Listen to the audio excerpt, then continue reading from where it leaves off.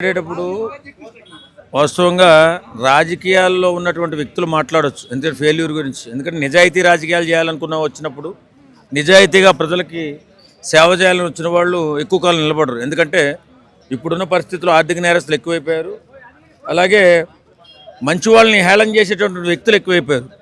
ఈ కవిత తండ్రి అధికారాన్ని అడ్డు పెట్టుకుని 100 కోట్లు దోసి ఈవేళ చిరంజీవి గారి గురించి, పవన్ కళ్యాణ్ గురించి, దేవగౌడ్ గురించి మాట్లాడుతుందంటే నిజంగా హాస్యాస్పదంగా ఉంది. ఎందుకంటే ఇలాంటి వ్యక్తులు ఈ ఆర్థిక నేరస్తులు అంటారు వీళ్ళని. ఎందుకంటే సమాజానికి పట్టినటువంటి చీడపురుగులు లాంటి వాళ్ళు. వీళ్ళు మాట్లాడేటప్పుడు కూడా నీతి గురించి, నిజాయితీ గురించి, రాజకీయాల గురించి మాట్లాడుతూ ఉంటారు.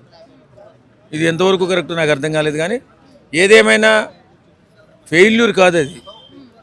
ఇక్కడ ఉన్నటువంటి ఈ కుళ్ళు కుతంత్ర రాజకీయాలకి స్వస్తి చెప్పి వాళ్ళు వెళ్ళిపోవడం అంటారు. ఎందుకంటే నిజాయితీగా బతుకునోడు రాజకీయాల్లో ఉండలేడు. దోసుకోవాలి, అలాగే పంచిపెట్టాలి, అలాగే మనుషులను కొట్టాలి, పెట్టాలి, చంపాలి, జైలుకి వెళ్ళాలి. ఇలాంటి పనులన్నీ చేసేటోళ్ళే రాజకీయాలు పనిచేస్తారు.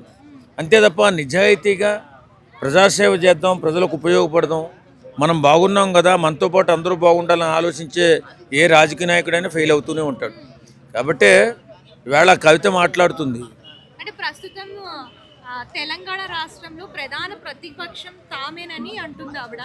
ఏం పెట్టిందంటే పార్టీ పెట్టేప్పుడు ప్రతిపక్షం అయిపోయిందా? అంటే మే మొదటి వారంలో మంచి ముహూర్తం చూసి పార్టీని అనౌన్స్ చేస్తారని కూడా అన్నారు. మరి అలాంటి ప్రధాన ప్రతిపక్షం ఎలా అవుతుంది? ఇంకా పార్టీ మొదలలేదు మొగుడు అంటే పెసరపప్పు పుట్టిన పెళ్ళమా అన్నాడంట.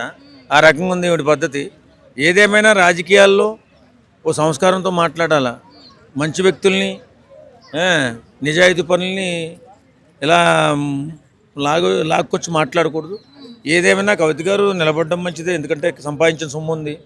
ఖచ్చితంగా వారు ప్రత్యేక పార్టీ అయినా పెడతారు, లేకపోతే ఇంకో పార్టీలో కలిసే పోటీ చేస్తారు. ఎందుకంటే అంత ఆర్థికంగా బలపడి ఉన్నారు కాబట్టి. అంటే ఒక ఇంటర్వ్యూలో చూసినట్లయితే సొంత ఇల్లు కూడా లేదు అన్నట్టు అప్పట్లో ఆవిడ మాట్లాడారు. సో మరి పార్టీ పెట్టే అంత స్తోమత ఉందంటారా? సొంత ఇల్లు లేదా? ఇక్కడే కదా పెద్ద ప్యాలెస్ ఉంది జూబ్లీస్లో. మాకు తెలియదా ఏంటి?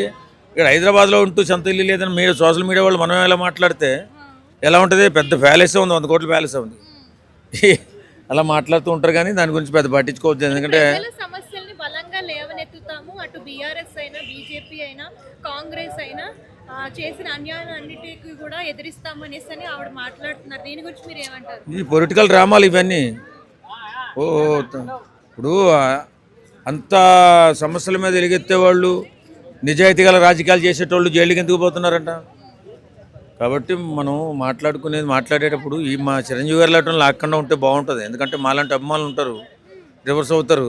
తర్వాత రాజకీయ మనుగడే కష్టంగా ఉంటుంది. కవిత గారికి జాగ్రత్తగా మాట్లాడితే బాగుంటుంది. అందరికీ నమస్తే, దిస్ ఈజ్ కరాటే కళ్యాణి. మీరు మంచి న్యూస్ చూడాలన్నా, మంచి విషయాలన్నీ కూడా తెలుసుకోవాలనుకున్నా కూడా ప్లీజ్ సబ్స్క్రైబ్ వి ఛానల్. హలో అండి, వీటీవీ సబ్స్క్రైబ్ చేయండి. హాయ్ అండి, this is actor Suman. So వీటీవీని లైక్ చేయండి, షేర్ చేయండి, సబ్స్క్రైబ్ చేయండి. Hi hello, I'm Shashirekha, miss India. So వీటీవీని లైక్ చేయండి, సబ్స్క్రైబ్ చేయండి, షేర్ చేయండి. ఏమైనా డౌట్స్ ఉంటే కామెంట్ బాక్స్లో కామెంట్ చేయండి. Thanks for VTV.